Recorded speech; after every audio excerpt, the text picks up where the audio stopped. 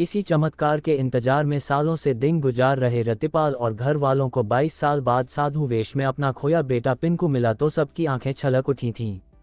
बेटा मिलने की खुशी में रतिपाल ने दिल्ली से अपनी पत्नी माया देवी को भी बुला लिया। खोए बेटे पिंकू को साधु वेश में देखते ही मां भावुक हो गई। उसके आंसू थमने का नाम ही नहीं ले रहे थे। दरअसल सन्यासी की पारंपरिक पोशाक में आए एक युवक ने सारंगी बजाकर भिक्षा देने की गुहार लगाकर जैसे ही एक रुदन गीत गाना शुरू किया तो उसे सुनकर बड़ी संख्या में गांव वाले एकत्र हो गए। जोगी ने अपने आप को गांव के ही रहने वाले रतिपाल सिंह का गायब हुआ बेटा बताया। रुदन गीत सुनकर गांव की महिलाओं और पुरुषों के साथ ही रतिपाल के घर वालों की आंखों से आंसू झरने लगे। दरअसल 22 साल से लापता अरुण उर्फ पिंकू के लौटने की खुशी में पूरा गांव रो पड़ा। घर वालों के आंसू तो थमने का नाम ही नहीं ले रहे थे। ये दृश्य उत्तर प्रदेश के अमेठी जिले के थाना जायज के गांव खरौली का था। तारीख थी 28 जनवरी 2024। बताते चलें कि साधु के वेश में अपने एक साथी के साथ आया वह युवक गांव के ही रतिपाल सिंह का बेटा अरुण उर्फ पिंकू था, जो 22 साल से अधिक समय तक लापता रहने के बाद अब सन्यासी के वेश में उनके सामने था। जब पिंकू लापता हुआ उस समय वह 11 साल का था। अब पिंकू जोगी बनकर अपने गांव में मां से भिक्षा लेने पहुंचा था। इतने लंबे समय बाद अपने खोए बेटे को सन्यासी के रूप में सामने देख पिता व अन्य परिजन भावुक हो गए। मां माया देवी, पिता रतिपाल के अलावा पिंकू की बुआओं उर्मिला व नीलम ने भी साधु वेश में आए पिंकू से गृहस्थ जीवन में लौटने की मिन्नतें की। लेकिन युवक की जुबान पर एक ही रट थी, आपसे भिक्षा लिए बिना मेरी दीक्षा पूरी नहीं होगी। गुरु का आदेश है कि मां के हाथ से भिक्षा पाने के बाद ही योग सफल होगा। उसने कहा, मां, यदि आप भिक्षा नहीं दोगी तो मैं दरवाजे की मिट्टी को ही भिक्षा के रूप में स्वीकार कर चला जाऊंगा। अब बेटा नहीं सन्यासी हूं मैं। साधु ने कहा, माई, मैं अब आपका बेटा पिंकू नहीं बल्कि सन्यासी हूं। मैं भिक्षा लेकर वापस झारखंड स्थित पारसनाथ मठ में दीक्षा पूरी करने के लिए चला जाऊंगा। साधु की बातें सुनकर रतिपाल और उनकी पत्नी का कलेजा बैठ गया।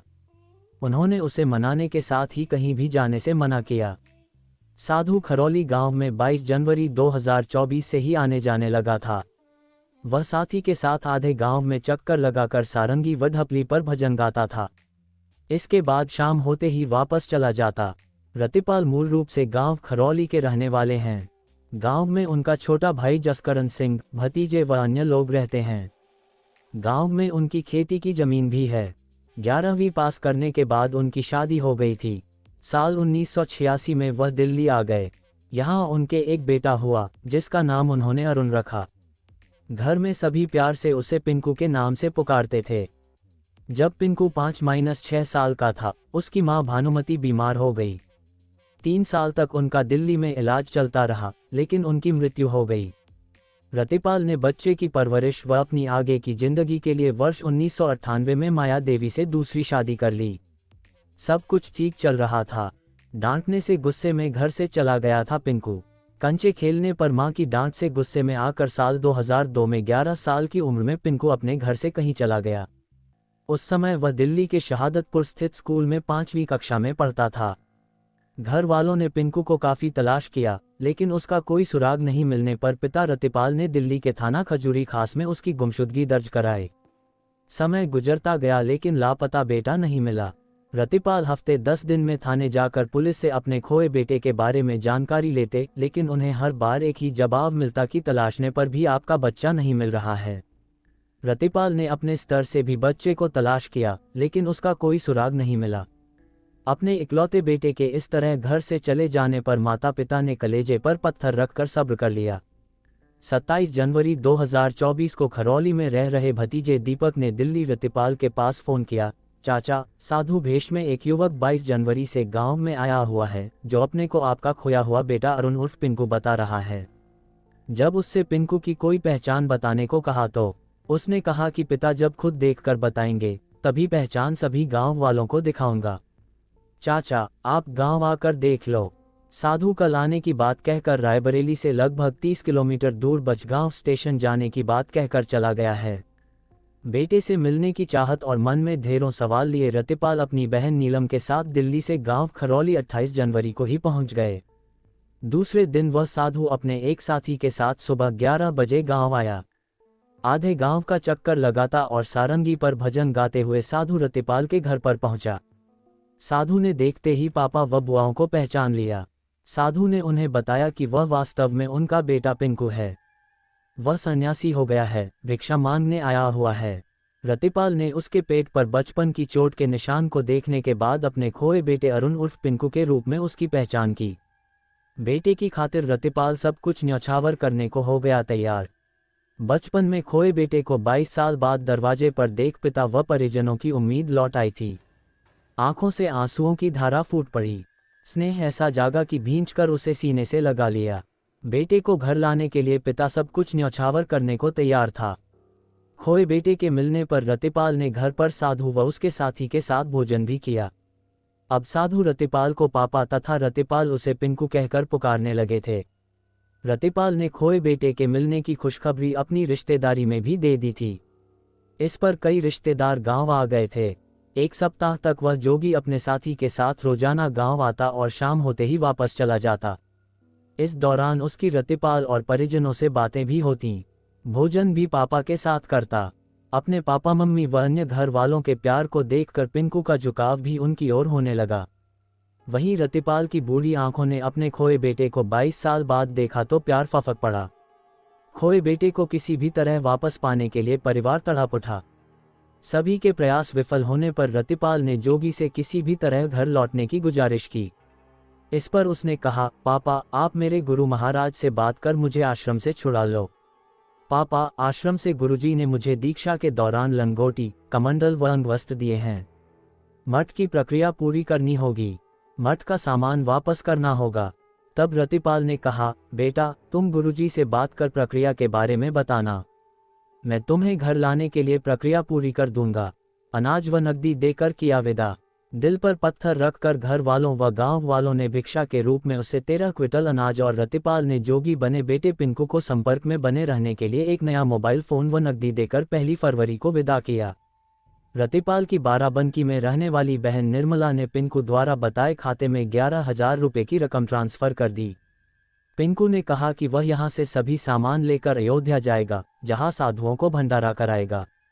सामान पहुंचाने के लिए रतिपाल ने एक वाहन का इंतजाम कर दिया। 1 फरवरी 2024 को जोगी अपने साथी के साथ सामान लेकर चला गया। रतिराम, पत्नी माया देवी परिजनों के साथ ही गांव वालों ने भारी मन से जोगी को विदा किया। घर से भिक्षा लेकर जाने के बाद सन्यासी बेटे पिंकू का मन पसीज गया। दूसरे दिन उसने फोन कर पिता से घर लौटने की इच्छा जताई। बेटे के गृहस्थ जीवन में लौटने की बात सुनकर रतिराम की खुशी का पारावार नहीं रहा। उसने बताया कि गुरु महाराज का कहना है कि गृहस्थ आश्रम में लौटने के लिए दीक्षा के रूप में 10.80 लाख रुपए चुकाने पड़ेंगे। रतिपाल ने इतनी बड़ी रकम देने में असमर्थता जताई। इतना ही नहीं, पिंकू ने पिता की मठ के गुरु महाराज से फोन पर बात भी कराई, लेकिन इतनी बड़ी रकम देने की उनकी हैसियत नहीं थी। तब 4.80 लाख देने की बात कही गई। गुरुओं की दीक्षा चुकाने की शर्त पर पिता ने आखिरकार बेटे को पाने के लिए 3,60,000 रुपये में हाँ कर दी। मठ का खाता न बताने पर हुआ शक। बेटे को वापस पाने के लिए मजबूर पिता ने 14 बिस्वा जमीन का सौदा गांव के ही अनिल कुमार वर्मा से 11,20,000 रुपये में तय कर लिया। 3-4 दिन रतिपाल को पैसों का इंतजाम करने में लग गए। इसके बाद साधु पिंकू की ओर से बताए गए ICICI बैंक खाते में पैसा ट्रांसफर करने भाई जसकरण व भतीजे धर्मेश के साथ पहुंचे। रतिपाल ने बताया, बैंक मैनेजर ने उनसे कहा कि एक दिन में 25,000 से ज़्यादा रुपए ट्रांसफर नहीं हो सकते। पिंकू ने UPI से भुगतान करने को कहा। रतिपाल ने पिंकू से कहा कि अपने मठ के ट्रस्ट का बैंक खाते का नंबर दे दो, उस पर भुगतान कर देंगे। इसके बाद वहां आकर तुम्हें अपने साथ घर ले आएंगे, तो साधु ने मना कर दिया। यहीं से रतिपाल को कुछ शक होने लगा। तब प्रशासन से उन्होंने मदद मांगी। रतिपाल सिंह समझ गए कि बेटे पिंकू के रूप में आया जोगी कोई ठग है। उसने उनकी भावनाओं का सौदा किया है। रतिपाल ने 10 फरवरी 2024 को थाना जायस में 2 अज्ञात व्यक्तियों के खिलाफ भादमवी की धारा 420, 419 के अंतर्गत रिपोर्ट दर्ज कराई। SHO देवेंद्र सिंह ने रिपोर्ट दर्ज करने के बाद इस केस की जांच बहादुरपुर चौकी प्रभारी राजकुमार सिंह को सौंपी। आरोपी का मोबाइल बंद आने पर उसे सर्विलांस पर लगा दिया गया। इसके बाद रतिपाल को जब शंका हुई तो उन्होंने अपने स्तर से जांच पड़ताल करनी शुरू कर दी। उनके हाथ उसी साधु बने युवक के कई फोटो और वीडियो लग गए हैं। रतिपाल ने बताया कि उन्होंने झारखंड के एसपी से फ़ोन पर बात की, पूरा प्रकरण बताया। एसपी को जोगी का मोबाइल नंबर भी दिया। उन्होंने अपने स्तर से जांच कराई, फिर फ़ोन कर बताया कि यह नंबर झारखंड में नहीं बल्कि गोंडा में चल रहा है। इसके साथ ही झारखंड में पारसनाथ नाम का कोई मठ है ही नहीं। उन्होंने कहा कि उसे पकड़ा जाए और यदि वह गलत है तो सजा मिले। जोगी की सच्चाई पता करने के लिए रतिपाल ने कोई कोर कसर नहीं छोड़ी। जिस गुरु का नाम बताया वह भी गलत निकला। दीक्षा में मिले 13 क्विंटल अनाज व अन्य सामान को पिकअप में लेकर साधु अयोध्या जाने की कहकर गया था। पिकअप चालक के साथ रतिपाल अयोध्या पहुंचे तो वहां कोई नहीं मिला। पिकअप चालक ने बताया कि अरुण अयोध्या न जाकर उसे गोंडा ले गया था, वहीं सारा सामान उतरवाया था। गोंडा की जिस आईसीआईसीआई बैंक के खाते का नंबर साधु ने रतिपाल को दिया था वह खाता आशीष कुमार गुप्ता, आशीष जनरल स्टोर मुंबई का निकला। बाराबंकी में रहने वाली रतिपाल की बहन निर्मला ने उसी खाते में 11,000 रुपये की धनराशि ट्रांसफर की थी। रतिपाल ने बताया कि उन्होंने पुलिस को बैंक स्टेटमेंट सौंप दिया है। उन्होंने बताया कि उन्हें मीडिया के माध्यम से पता चला है कि साधु के भेष में आया युवक जो अपने को उनका खोया बेटा पिंकू बताता था, उस युवक का नाम नफीस है। ठगी के लिए साधु का वेश धारण किया। सीओ तिलोई अजय सिंह ने बताया कि मामला ठगी से जुड़ा हुआ है। पूरे मामले पर मुकदमा पंजीकृत कर मामले की छानबीन की जा रही है। जल्द से जल्द इस पूरे मामले में कड़ी से कड़ी कार्रवाई की जाएगी।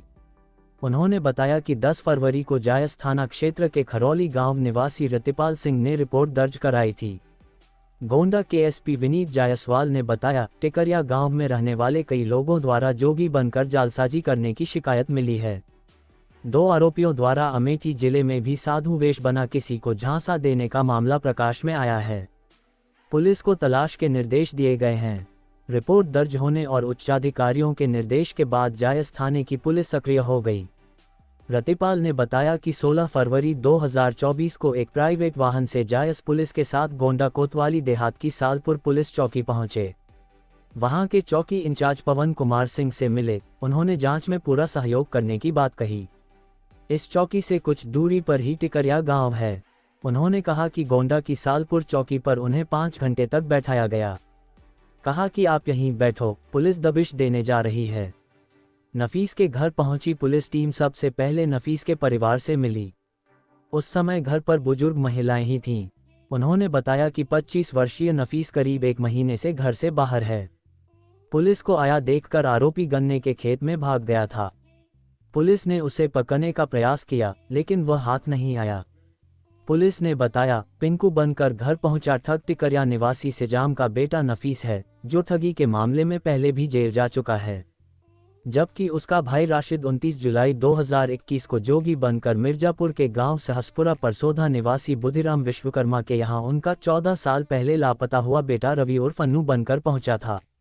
मां से भिक्षा मांगी ताकि उसका जोग सफल हो जाए। परिजनों ने बेटा मानकर उसे घर में रख लिया। कुछ दिन बाद वह लाखों रुपए लेकर फरार हो गया था।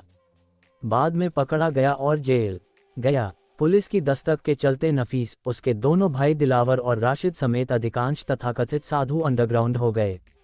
उसका एक रिश्तेदार असलम भी ऐसे मामले में वांछित चल रहा है। नफीस का मोबाइल बंद है।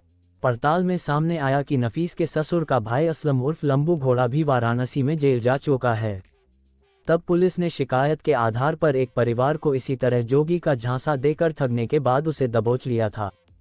पेट के टांकों को देखकर की पहचान। रतिपाल ने बताया कि 22 साल पहले उसका 11 वर्षीय बेटा अरुण उर्फ पिंकू घर से कहीं चला गया था। एक बार वह सीढ़ी से गिर गया था, जिससे उसके पेट में अंदरूनी चोट आई थी। इस बात का 6 माह तक पता नहीं चला। पिंकू की आंत सड़ गई थी, जिसके चलते उसका ऑपरेशन दिल्ली के कृष्णा नगर स्थित होली चाइल्ड अस्पताल में हुआ था। उसके 14 टांके आए थे। साधु के भेष में आए व्यक्ति ने उन्हें टांकों के निशान दिखाए थे, लेकिन वे असली थे या बनाए हुए थे ये नहीं पता। रतिपाल सिंह पहले अपनी बहन नीलम के साथ खरौली गांव पहुंचे थे। खबर दिए जाने पर बहन उर्मिला भी आ गई थी। उन्होंने अपनी पत्नी माया देवी को घर पर ही बच्चों की देखभाल के लिए छोड़ दिया था। खोए पिंकू की पहचान हो जाने के बाद उन्होंने पत्नी को भी गांव बुला लिया था। रतिपाल की दूसरी शादी के बाद 4 बच्चे हुए, 2 बेटी व 2 बेटे हैं। बड़ी बेटी 24 वर्ष की है। दोनों बेटियों की शादी हो चुकी है। एक बेटा 12वीं तथा सबसे छोटा 9वीं में पढ़ रहा है। वे घर पर ही बर्थडे में बच्चों के लगाए जाने वाली कैप बनाने का कार्य पत्नी के सहयोग से कर गुजर से करते हैं। पूरा परिवार जिस युवक को अपना खोया बेटा पिंकू मानकर प्यार लुटा रहा था, असल में वह जालसाज गोंडा जिले के टिकरिया गांव का नफीस निकला। टिकरिया के 20-25 लोगों का गैंग कई राज्यों में सक्रिय है। वह खोए बच्चों के बारे में जानकारी करने के बाद परिजनों की भावनाओं से खिलवाड़ कर ठगी करने का काम करते हैं। साइबर सेल प्रभारी ब्रिजेश सिंह का कहना है कि किसी गांव में बच्चों के खोने या लापता होने पर परिजन खुद उसका प्रचार प्रसार करते हैं। इस प्रचार से उन्हें आस होती है कि शायद कोई व्यक्ति उनकी खोई संतान को वापस मिला देगा। पैम्फलेट व अखबारों से भी पहचान के लिए चोट के निशानों का उल्लेख किया जाता है। ठगों का ये गैंग स्थानीय स्तर पर जानकारी एकत्र कर इसी का फायदा उठाकर ठगी करता है। माता पिता की भावनाओं से खेलकर संपत्ति व धन हड़पने का नफीस का षड्यंत्र विफल हो गया। 22 साल पहले लापता बेटा पिंकू बनकर गांव जायसी पहुंचा साधु वेशधारी पुलिस जांच में गोंडा के गांव टिकरिया निवासी नफीस और उसका साथी पट निकला। गांव वालों ने वायरल वीडियो में भी दोनों की तस्दीक की। पुलिस की सक्रियता से ठगी की मंशा का खुलासा हुआ तो ठग और उसका साथी दोनों फरार हो गए। गोंडा में पड़ताल करने पर पता चला कि टिकरिया गांव के कुछ परिवार इस तरह की ठगी करते हैं। उनका एक गैंग ठगी का काम करता है। ठगी जेल तक जा चुकी है। उन्हीं में से एक नफीस का भी परिवार है। नफीस मुकेश मुस्लिम का दामाद है। उसकी पत्नी का नाम पूनम है। उसका एक बेटा अयान है। ठग साधु कहता था कि उसने झारखंड के पारसनाथ मठ में दीक्षा ली है। मठ के गुरु का आदेश था कि अयोध्या में दर्शन के बाद गांव जाकर अपनी मां से भिक्षा मांगना, तभी दीक्षा पूरी होगी। सच यह है कि झारखंड में पारसनाथ नाम का कोई मठ है ही नहीं। बेटा बनकर अब तक नफीस कई लोगों को चूना लगा चुका है। रतिपाल का कहना है कि दोनों ठगों के खिलाफ रिपोर्ट दर्ज कराने के बाद भी पुलिस हाथ पर हाथ रखे बैठी है। दोनों ठग अब तक पुलिस की गिरफ्त से बाहर हैं। जिस बैंक खाते में 11,000 रुपये बहन निर्मला ने जमा कराए थे, उस खाते वाले को पकड़ा जाए, जिससे स्थिति स्पष्ट हो जाएगी और इन ठगों का गैंग पकड़ने में मदद मिलेगी। पुलिस फरार चल रहे दोनों साधु वेशधारी ठगों की सरगर्मी से तलाश में जुटी है। पुलिस का कहना है कि समय रहते इन ठगों का भेद खुल जाने से रतिपाल व उनका परिवार बहुत बड़ी ठगी व मुसीबत से बच गए। पिता रतिपाल को पुत्र वियोग और मिलन के बाद उसे दोबारा पाने की चाह है, लेकिन किसी षड्यंत्र की आशंका भी है। उनका कहना है कि खोया हुआ बेटा इस समय 33 वर्ष का होता।